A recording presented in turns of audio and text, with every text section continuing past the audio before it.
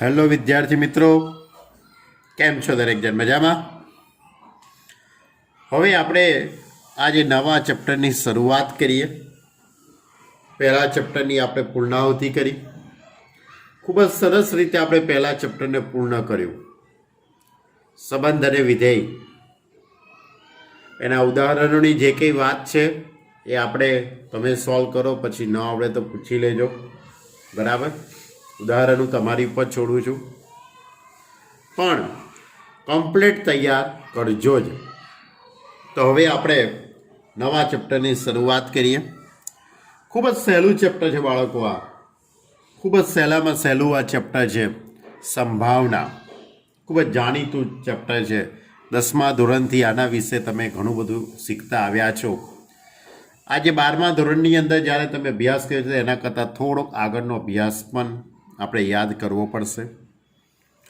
તો સંભાવના એટલે એક પ્રેક્ટિકલ, એક પ્રાયોગિક રીતે આપણે જે કંઈ પરિણામો ઉદ્ભવતા હોય છે એના વિશેની આપણે કંઈક ડિસ્કસ કરતા હોય છે, એને કંઈક સંભાવના લગાડતા હોય છે.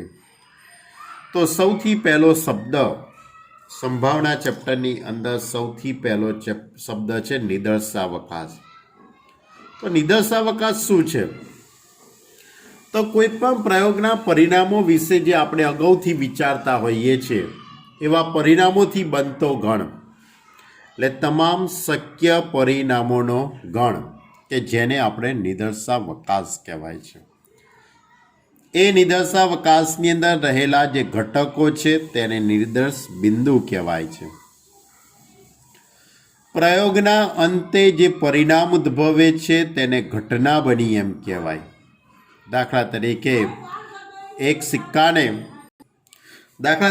સિક્કાને એક સમતોલ સિક્કાને આપણે 2 વખત ઉછાળીએ તો એની સાથે સંકળાયેલા ઘટકો તમને ખ્યાલ છે, HH, HT, TH કે DT આવશે. એમાં છાપ આવે તો આ એક પ્રયોગ હતો, એમાં છાપ આવે, 2 વખત છાપ આવી જોઈએ. તો પ્રયોગના અંતે આ જે પરિણામ જે ઉદ્ભવશે કે 2 વખત છાપ આવે તે ઘટના બની કહેવાય. બરાબર? એટલે નિદર્શાવકાશ, બરાબર, સામાન્ય રીતે નિદર્શાવકાશને આપણે S સંકેત વડે બતાવતા હોઈએ છીએ અથવા તો U સંકેત વડે પણ બતાવતા હોઈએ છીએ. એટલે ઘટના એટલે નિદર્શાવકાશનો કોઈ એક ઉપગણ હોઈ શકે. દાખલા તરીકે હું તમારી જોડે વાત કરું એક નાનકડી એવી, જેમ કે મારી જોડે ધારો કે હમણાં જ મેં તમારી જોડે વાત કરી કે સિક્કાને 2 વખત ઉછાળવામાં આવે તો છાપ એટલે HH મળે, HT, TH, TT. બરાબર? છાપ છાપ છાપ, કાંટો કાંટો છાપ અથવા તો કાંટો કાંટો. તો આ નિદર્શાવકાશ થયો કહેવાય. એને આપણે S સંકેત વડે પણ બતાવાય છે અથવા U સંકેત વડે પણ દર્શાવાય છે. અને પ્રયોગના અંતે માની લો કે 2 છાપ આવે છે, બરાબર, તો આ ઘટના બની એમ કહેવાય. ઘટનાને આપણે capital A, capital B, capital C જેવા સંકેતો વડે બતાવીએ છીએ. દાખલા તરીકે કોઈ એક ઘટના આપણે એવી જ કે 1 છાપ આવે તેવા ઘટકો, તો HT, TH. તો કોઈ પણ પ્રયોગનો આ નિદર્શાવકાશ પહેલાં નક્કી કરવો પડે ને ત્યાર પછી એની ઘટનાઓ વિશે આપણે વિચારવું પડે. આ બધી વાતો હું અત્યારે 11મા ધોરણની કરી રહ્યો છું તમારી જોડે બાળકો. હજુ 12મા ધોરણની મેં વાત શરૂ કરી નથી, તો 11મા ધોરણનો ત્યાં હાલ રિવિઝન કરાવવા બેઠો છું. હવે એના પછી અશક્ય ઘટના. અશક્ય ઘટનાને આપણે 5 સંકેત વડે બતાવીએ છીએ. ચોક્કસ ઘટના એટલે નિદર્શાવકાશ U અથવા તો Sને આપણે ચોક્કસ ઘટના કહેવાય છે. પછી પૂરક ઘટના. પૂરક ઘટના એટલે એને A' એટલે S માઇનસ A. પૂરક ઘટના કેવી રીતે શોધાય? તો તમારી જોડે A is equal two HH છે, તો એની પૂરક ઘટના A' is equal two HT, TH, TT. આ એની પૂરક ઘટના થઈ કહેવાય.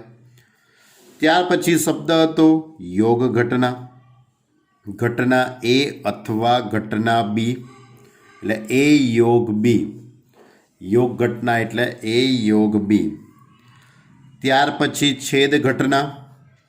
છેદ ઘટના એટલે કે ઘટના એ અને ઘટના બી. ધ્યાન રાખજો, યોગ ઘટનાની અંદર અથવા શબ્દ છે અને છેદ ઘટનામાં અને શબ્દ છે, એટલે એ છેદ બી. પછી તફાવત ઘટના એટલે ઘટના એ પરંતુ ઘટના બી નહીં. ઘટના એ પરંતુ ઘટના બી નહીં, એ માઇનસ બી. બરાબર, એ માઇનસ બી એટલે તફાવત ઘટના. બરાબર, તો એના ઘટકો લખવાના, બીના ઘટકો લખવાના નહીં. માની લો કે એની અંદર 1 2 3 છે અને ઘટના બીની અંદર માની લો કે 2 3 4 5 છે. બરાબર, તો એ માઇનસ બી શોધવું હોય તો આ 2 અને 3 એ નીકળી જશે, તો જવાબ કેટલો આવશે? 1.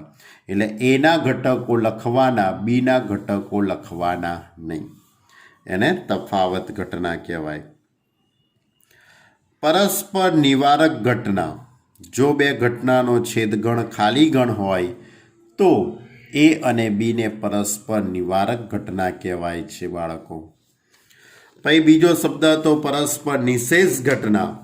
એટલે જો બે ઘટનાનો આપણે યોગગણ શોધતા નિદર્શાવકાશ મળે, જો એ યોગ B is equal to S, તો એ અને બી પરસ્પર નિશેષ ઘટનાઓ છે. બરાબર, તો આ જે કંઈ વાત કરી આખી ઘટનાઓના પ્રકાર વિશે, આ બધી વાતો તમે 11મા ધોરણની અંદર ખૂબ જ ડિટેલમાં અભ્યાસ કરેલો છે તમે બાળકો. પણ એ બધી વસ્તુઓ તમને યાદ હોવી જોઈએ, તો આપણે આગળનો અભ્યાસ ખૂબ સારી રીતે કરી શકીએ. ફરીથી, નિદર્શાવકાશ કોને કહેવાય? તમામ શક્ય પરિણામોનો ગણ. નિદર્શ બિંદુ એટલે નિદર્શાવકાશમાં રહેલા ઘટકો. ઘટના નિદર્શાવકાશનો કોઈ પણ એક ઉપગણ. અશક્ય ઘટના, ચોક્કસ ઘટના, પૂરક ઘટના, યોગ ઘટના એટલે અથવા શબ્દ, યોગ ઘટના એટલે વચ્ચે અથવા શબ્દ, છેદ ઘટના એટલે વચ્ચે અને શબ્દ, તફાવત ઘટના એટલે ઘટના એ પરંતુ ઘટના બી નહીં, એ માઇનસ બી. પછી પરસ્પર નિવારક ઘટના. જો એ છેદ બી ઇઝ ઇક્વલ ટુ 5 તો એ અને બી પરસ્પર નિવારક ઘટનાઓ છે. પછી પરસ્પર નિશેષ એટલે જો એ યોગ બી બરાબર એસ તો એ અને બી પરસ્પર નિશેષ ઘટનાઓ છે. ત્યાર પછી સમસંભાવી ઘટનાઓ. સમાન સંભાવનાવાળા બધા પરિણામો. એટલે દરેક ઘટનાની સંભાવના સરખી થતી હોય તેને સમસંભાવી ઘટનાઓ કહેવાય છે. બરાબર, તો આ બધી વાતો હતી આપણી 11મા ધોરણની. હજુ પણ આપણી જોડે 11મા ધોરણની અંદર એક વાત હતી કે કોઈ પણ ઘટનાની સંભાવના કેવી રીતે શોધાય. કોઈ પણ ઘટનાની સંભાવના કેવી રીતે શોધાય એની વાત કરીએ. તો ઘટનાની સંભાવના એક શાંત નિદર્શાવકાશ. હવે તમને થાય કે શાંત શબ્દ, નિદર્શાવકાશમાં રહેલા ઘટકોની સંખ્યા નિશ્ચિત હોય એને શાંત નિદર્શાવકાશ કહેવાય છે. એક શાંત નિદર્શાવકાશ માટે ઘટના એની સંભાવના, તો P of A is equal to R upon N. R એટલે ઘટના એના ઘટકો અને એન એટલે ઘટના એસના ઘટકો. એટલે P of A is equal to R upon N. ફરીથી ઉપર અંશની અંદર ઘટના એના ઘટકો આવશે અને છેદમાં ઘટના નિદર્શાવકાશ એસના ઘટકો હશે. નંબર ઓફ એસ એટલે નિદર્શાવકાશ એસના ઘટકોની સંખ્યા અને નંબર ઓફ એ એટલે ઘટના એના ઘટકોની સંખ્યા. ઓકે, જો હવે કોઈ પણ ઘટનાની સંભાવના હંમેશા 0 થી 1ની વચ્ચે જ હશે. એટલે 0 less than or equal to P of A less than or equal to 1. અશક્ય ઘટનાની સંભાવના 0 થાય અને ચોક્કસ ઘટનાની સંભાવના 1 થાય. પછી બીજું એક સૂત્ર પી ઓફ એ યોગ બી બરાબર P of A plus P of B minus P of A છેદ બી હતું ને આ સૂત્ર. ત્યાર પછી પી ઓફ એ ડેશનું સૂત્ર P of A dash is equal to 1 minus P of A.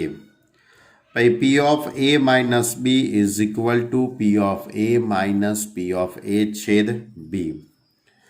પછી પી ઓફ એ યોગ બી યોગ સીનું સૂત્ર P of A plus P of B plus P of C minus P of A છેદ B minus P of B છેદ C minus P of A છેદ C plus P of A છેદ B છેદ C.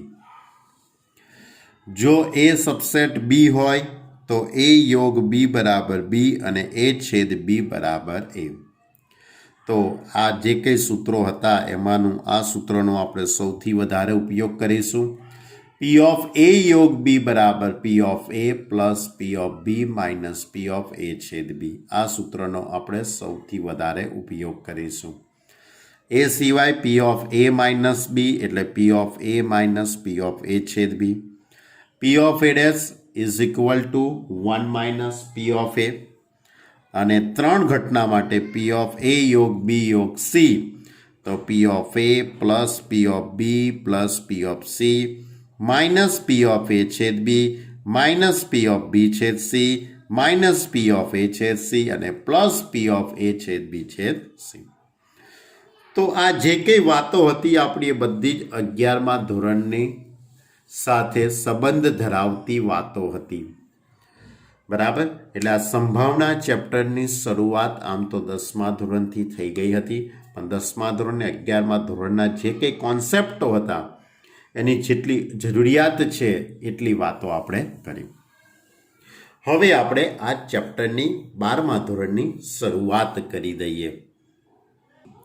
હવે આપણી જે શરૂઆત છે તે શરતી સંભાવના કન્ડિશનલ પ્રોબેબિલિટી. બરાબર. પ્રોબેબિલિટી કન્ડિશનલ શરતી આ શબ્દની અંદર જ ઘણી બધી વાતો રહેલી છે. કોઈ પણ ઘટનાની સાપેક્ષે બીજી ઘટના બનતી હોય, જેમ કે દાખલા તરીકે સિક્કો ઉછાળવામાં આવે અને જો છાપ આવે, સિક્કો ઉછાળતા છાપ મળે તો પાસો ઉછાળવામાં આવે છે. પાસો યાદ છે ને, પાસાની અંદર 6 બાજુ હોય. તો પાસો ક્યારે ઉછાળવાનો? કે જ્યારે સિક્કા પર છાપ આવે ત્યારે. બરાબર. તો એક શરત થઈ કહેવાય. તો બીજી ઘટના એ પહેલી ઘટના ઉપર આધાર રાખે છે. બરાબર. પહેલી ઘટના ઉપર આધારિત બીજી ઘટના બને છે.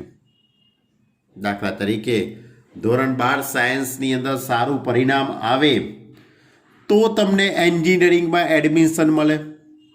ધોરણ 12 સાયન્સમાં સારા ટકા આવે તો તમે એન્જિનિયરિંગમાં એડમિશન મેળવી શકો. તો એન્જિનિયરિંગમાં એડમિશન મેળવવાની સંભાવના એટલે એની ઘટના એ ધોરણ 12 સાયન્સના રિઝલ્ટ ઉપર આધાર રાખે છે. તો એક ઘટનાની સાપેક્ષે બીજી ઘટના બનવી એને શરતી સંભાવના કહેવાય છે. જો બે ઘટનાઓ ઈ અને એફ યાદચ્છિક પ્રયોગના એક જ નિદર્શાવકાશ સાથે સંગત હોય તો આપેલ હોય કે ઘટના એફ ઉદ્ભવી ચૂકી છે. તે ઘટના એફની શરતે, પહેલા ઘટના એફ ઉદ્ભવી છે, ઘટના એફના આધારે એની શરતે ઘટના ઈની શરતી સંભાવના જેનો સંકેત પી ઓફ ઈ અપોન એફ. એટલે જે ઘટના પહેલાં બનતી હોય તે ઘટના છેદમાં આવશે અને એના આધારે બીજી ઘટના બનશે તે અંશમાં આવશે. સૂત્ર યાદ રાખો, P of E upon F is equal to P of E છેદ એફ. એટલે આ બંનેનો છેદગણ, છેદમાં છેદની સંભાવના, છેદમાં છેદની સંભાવના એટલે પી ઓફ એફ. જ્યાં P of F is not equal to 0. તો આ શરતી સંભાવનાનું સૂત્ર છે. ફરીથી યાદ રાખજો, જે ઘટના ઉદ્ભવે છે, જે ઘટના પહેલા ઉદ્ભવે તે છેદમાં આવશે, જે ઘટના પહેલા ઉદ્ભવે તે છેદમાં આવશે અને એની સાપેક્ષે બનતી ઘટના અંશમાં આવશે. એની સાપેક્ષે બનતી ઘટનાની સંભાવના ક્યાં આવશે? અંશની અંદર. એટલે જે ઘટના બનતી હોય પહેલાં તે છેદમાં, એની સાપેક્ષે આ બીજી, અને એનું સૂત્ર અંશ અને છેદનો છેદગણ, એટલે આ બંનેનો છેદગણ, એટલે ઈ છેદ એફ છેદમાં છેદની ઘટના એટલે પી ઓફ એફ. ધારો કે કોઈ સૂત્ર આપણે પી ઓફ એ અપોન બીનું બનાવવું છે, તો પી ઓફ એ અપોન બી એટલે આનો અર્થ એવો થશે કે બી ઘટના પહેલાં બની છે, બી ઘટના પહેલાં બની હશે અને એની સાપેક્ષે ઘટના એ બને છે. તો આ બંનેનો છેદગણ એ છેદ બી અને છેદમાં છેદની સંભાવના. ક્લિયર? તો આ શરતી સંભાવનાની વાત કરી. એના બીજી 2-3 વાતો છે.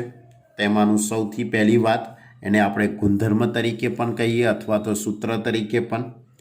ધારો કે ઈ અને એફ એ શાંત નિદર્શાવકાશ એસની ઘટનાઓ છે, એટલે એક જ નિદર્શાવકાશની 2 ઘટનાઓ છે. તો પહેલો ગુણધર્મ છે કે S upon F is equal to 1 અથવા તો P of F upon F is equal to 1, કારણ કે બંને એક જ સંભાવના થવાની. બીજો ગુણધર્મ, જો એ અને બી એ નિદર્શાવકાશ એસની 2 ઘટનાઓ હોય અને એફ પણ એસની ઘટના છે, બરાબર, એટલે એક જ નિદર્શાવકાશની 3 ઘટનાઓ એ, બી અને એફ, તો સૂત્ર પી ઓફ એ યોગ B upon F, P of A યોગ B upon F is equal to P of A upon F plus P of B upon F minus P of A છેદ B upon F. Clear? તો આ પણ એક નવું સૂત્ર છે તમારા માટે, પી ઓફ એ બાય, એટલે આ સૂત્ર યાદ રાખજો, એ યોગ B upon F, P of A upon F plus P of B upon F minus P of A છેદ બી અપોન એફ. જો એ અને બી એ પરસ્પર અલગ ઘટનાઓ હોય, અલગ ઘટના એટલે બંનેમાં ઘટકો અલગ અલગ હોય, તેનો છેદગણ ખાલી ગણ થાય. તો એવા સંજોગોની અંદર પી ઓફ એ છેદ B upon F is equal to 0, એટલે પી ઓફ એ યોગ B upon F is equal to P of A upon F plus P of B upon F. અને એક આ ત્રીજું સૂત્ર, P of E dash upon F is equal to 1 minus P of E upon F. એટલે 12મા ધોરણની અંદર જે શરતી સંભાવના આપેલું છે એની અંદર માત્ર આટલા સૂત્રો યાદ રાખવાના છે. શરતી સંભાવના યાદ રાખજો શબ્દ કયો? શરતી સંભાવના. શરતના આધારે એક ઘટનાની સાપેક્ષે બીજી ઘટના બનવી, બરાબર, અને જે ઘટના પહેલા બનતી હોય તે છેદમાં અને એની સાપેક્ષે જે ઘટના ઉદ્ભવતી હોય તે અંશમાં આવે. આટલું મગજની અંદર તમે ક્લિયર રાખજો, કોઈ વાંધો આવશે નહીં. અને સૌથી અગત્યનું આ સૂત્ર, બરાબર, અંશ અને છેદ, આ બંનેનો છેદગણ અંશમાં અને છેદમાં છેદની સંભાવના. Okay, let's go. તો આપણે હવે ચાલુ કરીએ સ્વાધ્યાય 13.1 આ ચેપ્ટરનું.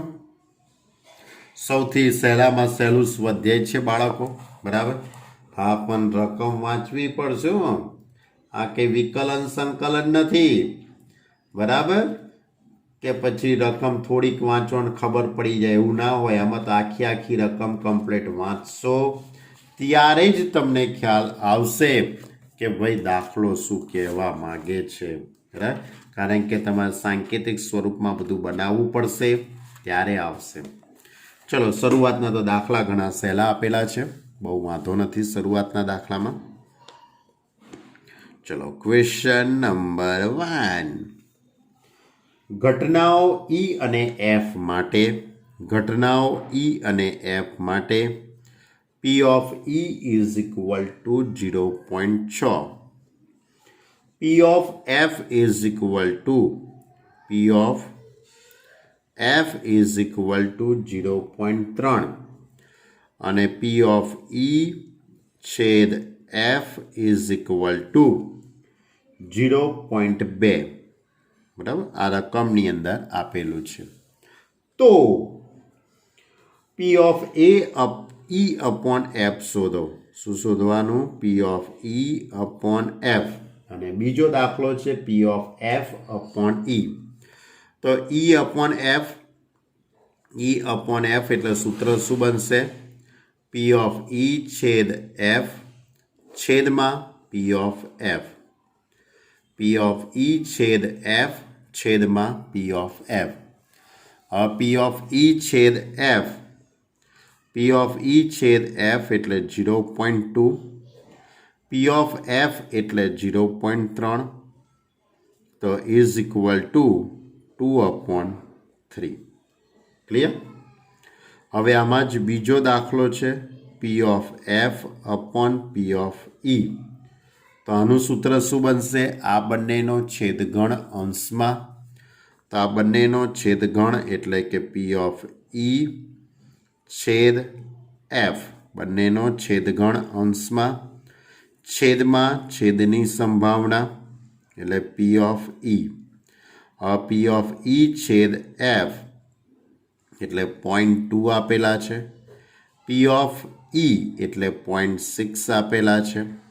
તો ઇઝ ઇક્વલ ટુ 2/6. તો ઇઝ ઇક્વલ ટુ 1/3. ક્લિયર? આ પહેલો દાખલો તો ખૂબ જ એવો નાનકડો એવો દાખલો. ચલો question number 2. P of B is equal to 0.5. P of B is equal to 0.5. P of A છેદ B is equal to 0.32 હોય તો P of A upon B ની કિંમત શોધો. કોની કિંમત શોધવાની છે બાળકો? P of A upon B. તો A upon B નું સૂત્ર શું બનશે? આ બેનો છેદગણ અંશમાં એટલે P of A છેદ B upon P of B. Clear? P of A છેદ B upon P of B. હવે P of A છેદ B એટલે 0.32 અને P of B એટલે 0.5 એટલે કે 32/50 થઈ જશે. 32/50 થઈ જાય અને 32/50 એટલે 16 દુ 32 ને 25 દુ 50, અથવા તો તમે આને 64/100 પણ લખી શકો છો. 0.64 એ પણ લખી શકો. આ સાચું. પોઈન્ટમાં જવાબ લખશો તો પણ સાચો અને આ રીતે 2/3 5/3 એવા સ્વરૂપમાં લખશો તો પણ સાચું. બોલો કેવો રહ્યો પહેલો ને બીજો દાખલો? રહ્યો ને એકદમ સહેલો. ચલો હવે ક્વેશ્ચન નંબર 3. ત્રીજો દાખલો. P of A is equal to 0.8. P of A is equal to 0.8. P of B is equal to 0.5 અને P of B upon A is equal to 0.4 હોય તો પહેલો દાખલો P of A છેદ B શોધો. બીજો દાખલો છે P of A upon B અને ત્રીજો દાખલો P of A યોગ B શોધો. તો બાળકો સૌથી પહેલાં હું P of A છેદ B શોધી કાઢું. તો આની અંદર રકમની અંદર જે માહિતી આપેલી છે P of B upon A is equal to 0.4. P of B upon A એટલે કે P of A છેદ B upon P of A is equal to 0.4. P of A એટલે 0.8, તો પી ઓફ એ છેદ બી છેદમાં 0.8 ઇઝ ઇક્વલ ટુ 0.4. તમારે દાખલામાં પી of A છેદ બી શોધવાનો છે. તો પી ઓફ એ છેદ B is equal to 0.4 into 0.8. તો એની ઉપરથી લખાશે પી ઓફ એ છેદ B is equal to 0.4 into 0.2 એટલે કે 0.32 થઈ જશે. એટલે સૌથી પહેલાં તમારે પી ઓફ એ છેદ બી શોધવાનું હતું. તો પી ઓફ એ છેદ બી બરાબર 0.32. હવે આમાં બીજો દાખલો છે કે પી ઓફ એ અપોન બી શોધો. P of A upon B is equal to P of A છેદ B upon P of B. P of A છેદ બી એટલે 0.32 છેદમાં પી ઓફ બી એટલે 0.5. એટલે કે આનું સાદરૂપ આપણે આપી દઈએ તો તમારો જે જવાબ આવશે હમણાં જ આપણે આગળ ગણેલું છે 0.64. ચલો હવે ત્રીજો દાખલો છે પી ઓફ એ યોગ બી. તો પી ઓફ એ યોગ B is equal to P of A plus P of B minus P of A છેદ B. P of A plus P of B minus P of A છેદ B. આમાં કિંમતો આપણે મૂકી દઈએ. પી of એ આપણી જોડે છે 0.8. પી ઓફ એની કિંમત 0.8, પી ઓફ બીની કિંમત છે 0.5 અને એ છેદ બી આપણે ઉપર શોધેલા જ છે 0.32. ઉપર શોધેલા જ છે આપણે. હવે આ બધાનું આપણે કેલ્સીની મદદથી જો સાદરૂપ આપવામાં આવે તો તમારો જવાબ એટલે કે આ બેનો સરવાળો 1.3 માઇનસ 0.32. તો આ બેની બાદબાકી થઈ જશે 0.98. ક્લિયર? તો આ હતો આપણો ક્વેશ્ચન નંબર 3નો 3 દાખલો. ચલો હવે ક્વેશ્ચન નંબર 4. ક્વેશ્ચન નંબર 4ની અંદર આ રીતનો એક સંબંધ આપેલો છે. જો 2 into P of A is equal to P of B is equal to 5/11 અને P of A upon B is equal to 2/5 હોય તો પી ઓફ એ યોગ બી શોધી કાઢો. તો સીધી વાત છે બાળકો, આની જોડે આની સરખામણી અને આની જોડે આની સરખામણી. તો 2 into P of A is equal to 5/11 માટે પી of A is equal to 5/22. એટલે આ પી ઓફ એ મળી ગયું. હવે પી ઓફ બી, તો P of B is equal to 5/11. P of B is equal to 5/11. P of A upon B is equal to 2/5 એવું રકમમાં આપેલું છે. રકમની અંદર P of A upon B is equal to 2/5 આપેલું છે. હવે પી ઓફ એ બાય બી એટલે કે એની ઉપરથી પી ઓફ એ છેદ B upon P of B is equal to 2/5. હવે પી ઓફ બીની કિંમત આપણી જોડે છે. આપણે પી ઓફ એ છેદ બી શોધવાનું છે. પહેલાં પી ઓફ એ છેદ બી શોધીશું, પછી પી ઓફ એ યોગ બી શોધાશે બાળકો. તો પી ઓફ એ છેદ B is equal to 2/5 into P of B લખાશે. હવે આમાં કિંમતો મૂકી દઈએ. પી ઓફ એ છેદ B is equal to 2/5 into P of B એટલે 5/11.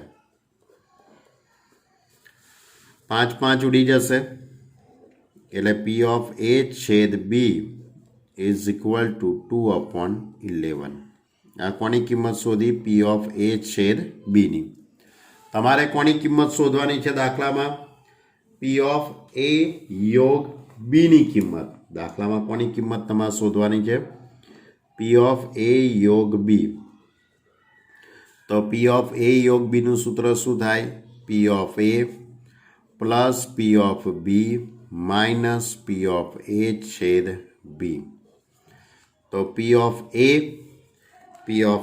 Is equal to 5/22. P of B એટલે 5/11. પી ઓફ એ છેદ બી એટલે 2/11. આનો લસા લઈશું તો 22 લસા આવી જશે. તો 5 પ્લસ 11 દુ 22 એટલે 5 દુ 10 માઇનસ 2 દુ 4. તો 15 ઓછા 4 એટલે 11/22.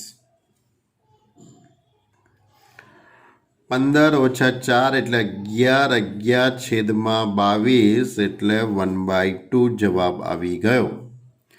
હવે બાળકો, મેં દાખલો તો ઘણી કાઢ્યો છે, પરંતુ સાચી વાત કહું તો મારાથી રકમ જોવામાં ભૂલ થઈ ગઈ છે. કે 2 into P of A is equal to P of B is equal to 5/13 આપેલા છે. 11ની જગ્યાએ કેટલા આપેલા છે? 13. એટલે અહીંયા 13 દુ 26 થઈ જશે. એટલે 5/26 5/13. બરાબર. એટલે આ સુધારો તમારે કરવાનો. હવે હું સુધારો કરવા બેસતો નથી. બરાબર. એટલે કે આ દાખલાની અંદર આ રકમ જરાક સુધારીને ખાલી 11ની જગ્યાએ 13 કરી દેશો એટલે આખો દાખલો સેમ ટુ સેમ જ ગણવાનો છે, પણ 11ની જગ્યાએ શું આવી જશે? 13. એટલે 2/13. એટલે અહીંયા 13 દુ 26 લસા આવશે. બરાબર. ચલો હવે હું ક્વેશ્ચન નંબર 5ની વાત કરું. ક્વેશ્ચન નંબર 5 એની અંદર આ રીતે છે. જો પી of A is equal two 6/11, P of B is equal to 5/11 અને P of A યોગ B is equal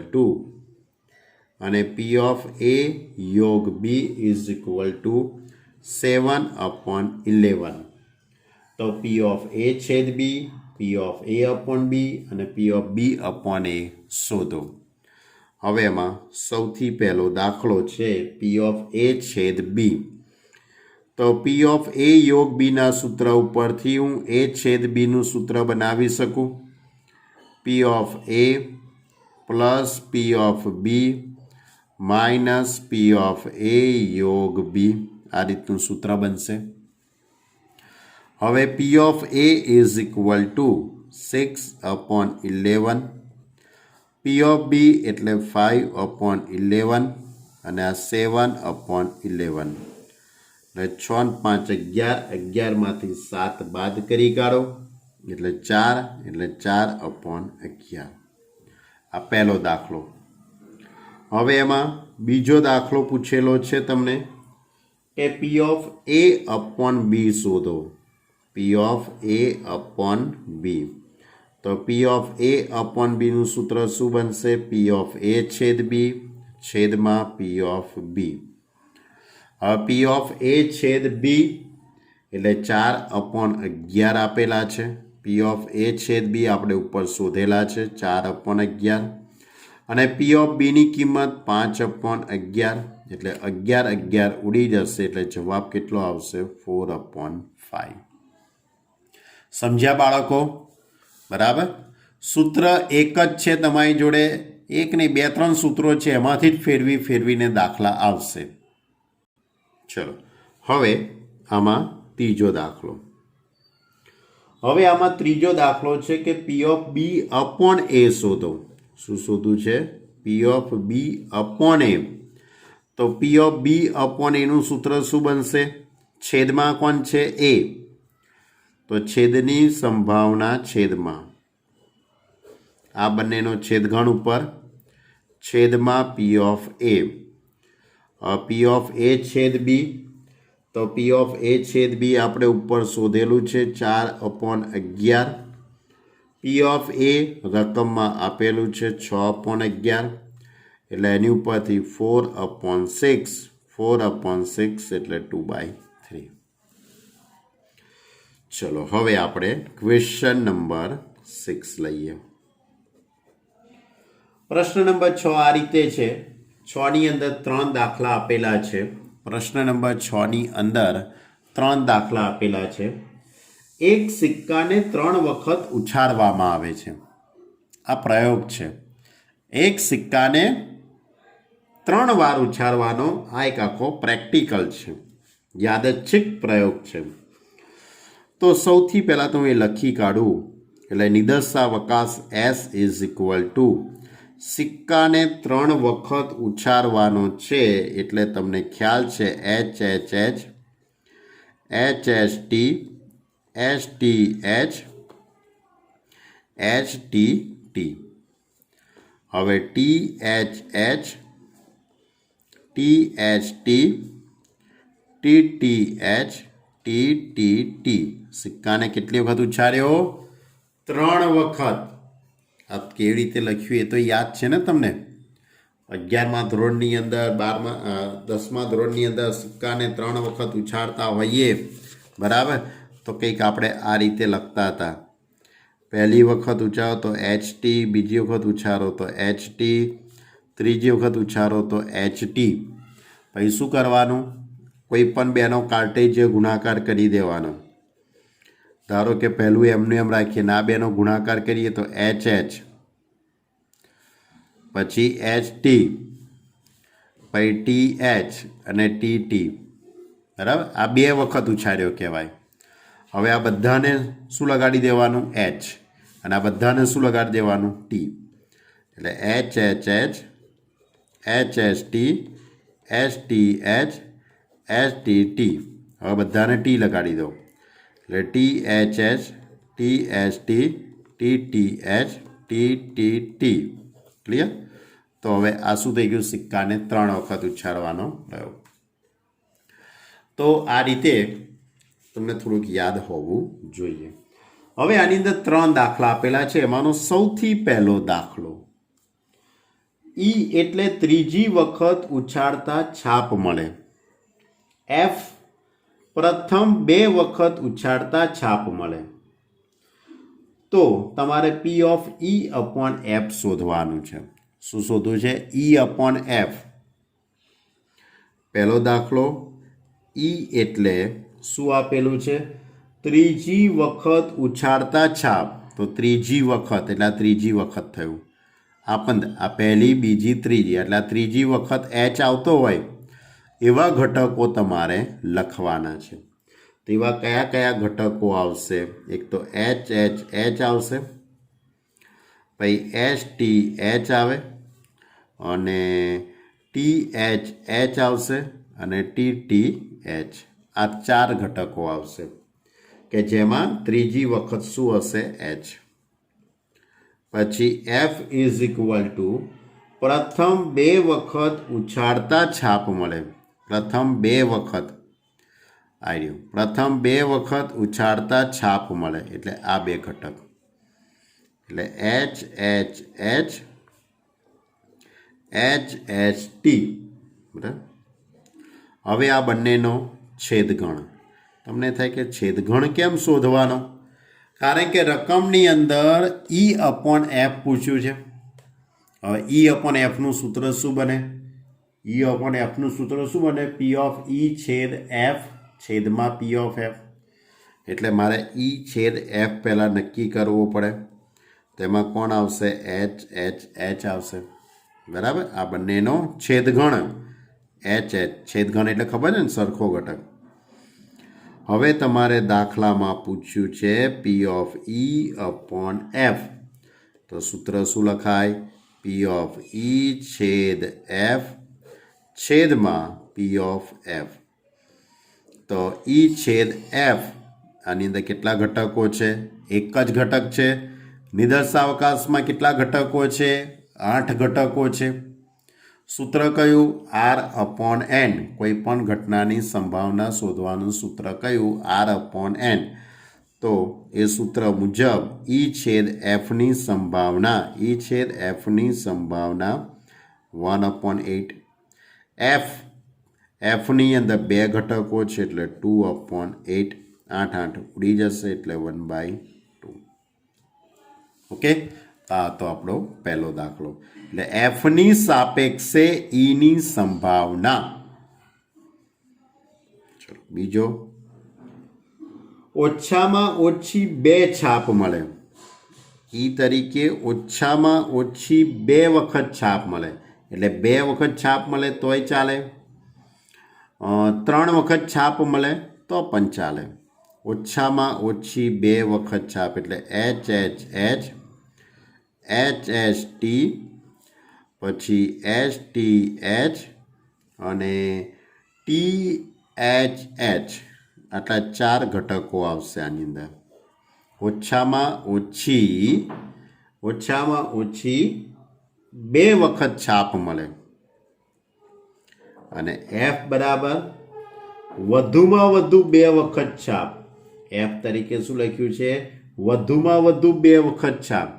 વધુમાં વધુ 2 વખત છાપ મળે એટલે 3 વખત એચ આવે એ સિવાયના બધા જ ઘટકો આવશે. બરાબર? વધુમાં વધુ 2 છાપ એટલે 2 છાપ આવે તો ચાલે, 1 છાપ આવે તો પણ ચાલે, અને 1 પણ છાપ ન આવે તો પણ ચાલે. એટલે કયા ઘટકો નહીં લેવાનો? આ એક જ ઘટક નહીં લેવાનો, બાકી બધા જ ઘટકો આવશે. સમજણ પડે છે ને? વધુમાં વધુ 2 વખત એટલે HHT, STH, STT. ટીની તો પૂરી લાઈન આવશે. TTT. બરાબર? હવે આ બંનેનો પહેલા છેદગણ શોધી કાઢો. ઈ છેદ એફ, બંનેનો છેદગણ. તો 1, 2 ને 3 ઘટકો આવશે. HHT, STH, THH. આ બંનેનો છેદગણ. હવે ઈ અપોન એફ શું શોધવું છે? ઈ અપોન એફ. તો P of E upon F. તો સૂત્ર શું લખાશે? પી ઓફ ઈ છેદ એફ છેદમાં પી ઓફ એફ. ઈ છેદ એફની અંદર 3 ઘટકો છે એટલે 3/8. અને એફની અંદર ગણ એફની અંદર 4 ને 3 7 ઘટકો છે એટલે 7/8. 8 ઉડી જશે એટલે 3/7. ક્લિયર? તો આ હતું આપણો દાખલા નંબર બીજો. ચલો હવે એમાં જ હજુ ત્રીજો દાખલો પણ આપ્યો છે બાળકો. શું કહે છે? ઈ તરીકે વધુમાં વધુ 2 કાંટા મળે. વધુમાં વધુ 2 વખત કાંટો. વધુમાં વધુ 2 વખત કાંટો. તો વિચારો, વધુમાં વધુ 2 વખત ટી આવવો જોઈએ. એટલે 1 વખત ટી આવે તો પણ ચાલે, ને 1 પણ વખત ટી ના આવે તો પણ ચાલે. એટલે ટી સિવાયના બધા જ ઘટકો, ટી સિવાયના ટી 3 વખત ટી ના આવવો જોઈએ. બરાબર? એ સિવાયના બધા જ ઘટકો આમાં આવશે. અને એફ તરીકે ઓછામાં ઓછો 1 કાંટો મળે. ઓછામાં ઓછો 1 કાંટો મળે. તો ઓછામાં ઓછો 1 કાંટો મળે તો 1 કાંટો પણ મળી શકે, 2 કાંટા, ઓછામાં ઓછા 1 કાંટો મળે. અચ્છા, તો એની અંદર એવું થશે કે 3 વખત જે છાપ આવે છે એના સિવાયના બધા જ ઘટકો આવે. વિચારી જુઓ તમે. કારણ કે ઓછામાં ઓછો 1 વખત કાંટો આવે એટલે 1 વખત કાંટો આવે તોય ચાલે, 2 વખત કાંટો આવે તોય ચાલે, 3 વખત કાંટો આવે તોય ચાલે. બરાબર? એટલે એચ સિવાયના બધા જ ઘટકો આવશે. HTH, HTT, THH, THT, TTH, TTT. બરાબર. તો હવે આ બંનેનો પહેલાં છેદગણ વિચારી લો. તો E/F. તો બંનેના છેદગણની અંદર આ એક સરખો ઘટક નથી, બાકી બધા જ ઘટકો કોમન છે. તો HHT, HTH, HTT, THH, THT, TTH. આ 6 ઘટકો આવશે. હવે તમારો પ્રશ્ન છે દાખલાની અંદર P/E/F. તો શું લખાશે? P/E/F છેદમાં P/F. હવે E/Fની અંદર 6 ઘટકો છે એટલે 6/8. Fની અંદર 7 ઘટકો છે એટલે 7/8. તો ઇઝ ઇક્વલ ટુ 6/7. ક્લિયર? તો આ હતો આપણો કયો? Question number 6. બરાબર. એની અંદર 3 દાખલા હતા. આખા સ્વાધ્યાયની અંદર આવી જ બધી વાતો છે, એક જ સૂત્ર પર આધારિત બધી વાતો છે. E/F. E/F સૂત્ર પર જ આખું સ્વાધ્યાય રહેલું છે. ક્લિયર? તો વિદ્યાર્થી મિત્રો, આટલી વાતને તમે બરાબર સમજો. સ્વાધ્યાય 13.1 ના 1 થી 6 દાખલાઓને પ્રેક્ટિસ કરો અને આગળ જે કંઈ બધી માહિતી આપી છે એને વિચારો. આવતી વખતે હવે આપણે નવા વિડીયોની અંદર આપણે સ્વાધ્યાય 13.1 ને આગળ લઈ જઈશું. ક્લિયર? સ્વાધ્યાય 13.1 ને હવે આના પછીના લેક્ચરની અંદર આજે આપણે અહીં સુધી વાતને રાખીએ છીએ. ક્લિયર? ના સમજણ પડી હોય, શરતી સંભાવના એટલે શું? જો સમજણ ન પડી હોય તો તમે તરત મને વોટ્સએપ ઉપર અથવા તો મને પર્સનલી ફોન કરીને કહી શકો, સાહેબ શરતી સંભાવનામાં હજુ કંઈ સમજણ પડી નથી, તો આપણે એનું ફરીથી રિવિઝન કરાવી દઈશું. બરાબર છે? પણ બે ધડક તમે એને કહી શકો છો. Okay student, by.